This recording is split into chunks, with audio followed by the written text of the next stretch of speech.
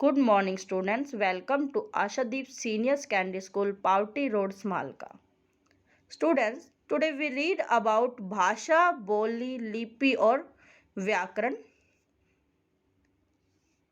भाषा, बोली, लिपि और व्याकरण के बारे में आज हम चर्चा करेंगे.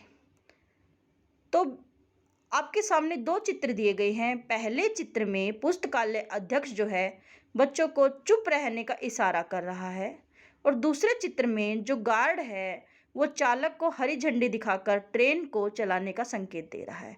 तो कौन सी भाषा हुई? सांकेतिक भाषा. इसमें कुछ सीमा तक ही हम संकेत समझ सकते हैं, बाकी हमारी समझ में नहीं आता है, तो ये भाषा का उचित रूप नहीं है. आगे चित्रों में आप देखेंगे कि बच्चा जो है पत्र लिख रहा है और माँ उसके पत्र को पढ़ रही है. तो बच्चा जो है लिखित भाषा का प्रयोग कर रहा है और माँ जो है मौखिक भाषा का प्रयोग कर रही है, उसके पत्र को पढ़ रही है. तो भाषा वह माध्यम है जिसके द्वारा मन के भावों और विचारों को प्रकट किया जाता है और दूसरों के भावों और विचारों को जाना जाता है. लिखकर हो, बोलकर हो, सुनकर हो, किसी भी तरीके से हो. तो भाषा के दो रूप हैं, मौखिक भाषा और लिखित भाषा. मौखिक भाषा, तो आप चित्र में देखेंगे कि जो अध्यक्ष है वो जो है जनता को भाषण दे रहा है. तो भाषण देना कौन सी भाषा हुई बेटे? मौखिक भाषा. दूसरे चित्र में आप देखेंगे कि पीयूष जो है पत्र लिख रहा है. तो पत्र लिखना भाषा का कौन सा रूप हुआ? लिखित भाषा.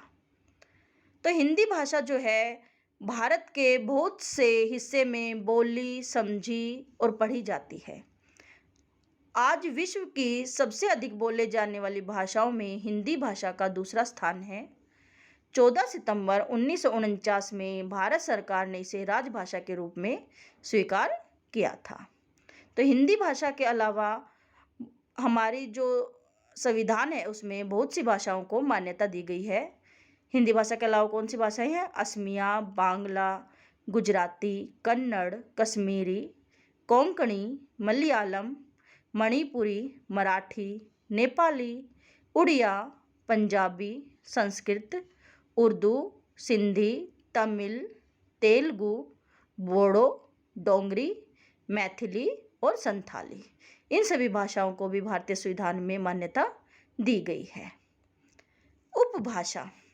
उपभाषा क्या होता है बेटे?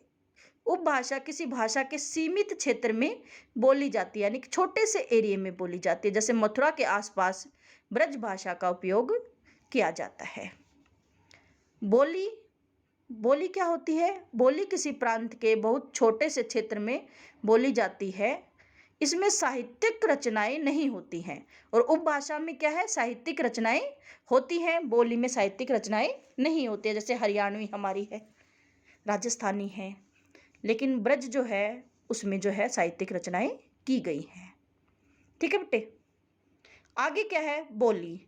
तो बोली किसी प्रांत के बहुत छोटे से क्षेत्र में बोली जाती है. इसमें साहित्यिक रचनाएं नहीं होती हैं. हिंदी और उसकी बोलियां. पश्चिमी हिंदी में कौन कौन से आते हैं? बुंदेली, कन्नौजी, ब्रजभाषा, खड़ी बोली, बांगरू यानी कि हरियाणवी आती है. पूर्वी हिंदी में अवधी, बघेली, छत्तीसगढ़ी. बिहारी हिंदी मगही, मैथिली, भोजपुरी. पहाड़ी हिंदी में क्या आएगा हमारा? कुल्लुई, मंडियाली, गढ़वाली और कुमाऊनी. राजस्थानी हिंदी में जयपुरी, निमाड़ी, मालवी, मारवाड़ी और भीली. ये सारी हमारी जो है बोलियां हैं. उसके बाद आता है लिपि. तो भाषा के लिखने के ढंग को लिपि कहा जाता है. किसी भी भाषा को हम किस ढंग से लिख रहे हैं, किस तरीके से लिख रहे हैं, वो उस भाषा की क्या होता है? लिपि. जैसे हिंदी की लिपि क्या है? देवनागरी है. संस्कृत की देवनागरी है. पंजाबी की गुरुमुखी है. अंग्रेजी की आपकी रोमन है.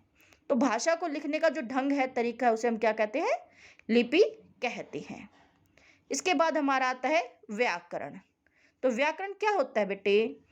व्याकरण की जरूरत हमें क्यों पड़ती है? तो व्याकरण वह शास्त्र है जिसके द्वारा हम किसी भी भाषा को शुद्ध रूप से लिखना, बोलना और पढ़ना सीखते हैं. तो हम किसी भी भाषा को सही तरीके से लिखने, पढ़ने और बोलने के लिए हमें उसके व्याकरण का, उसकी ग्रामर का ज्ञान होना ज़रूरी है। जैसे देखते हैं, खरगोश को काटकर गाजर खिलाओ। तो ये क्या है? अशुद्ध रूप है। इसका शुद्ध रूप क्या होगा? गाजर को काटकर खरगोश को खिलाओ, यानी कि गाजर काटकर खरगोश को खिलाओ। तो व्याकरण के द्वारा हम क्या सीखते हैं? किसी भाषा को शुद्ध रूप से लिखना और पढ़ना सीखते हैं। तो आज हमने भाषा, बोली, लिपि और व्याकरण के बारे में चर्चा की। Thank you.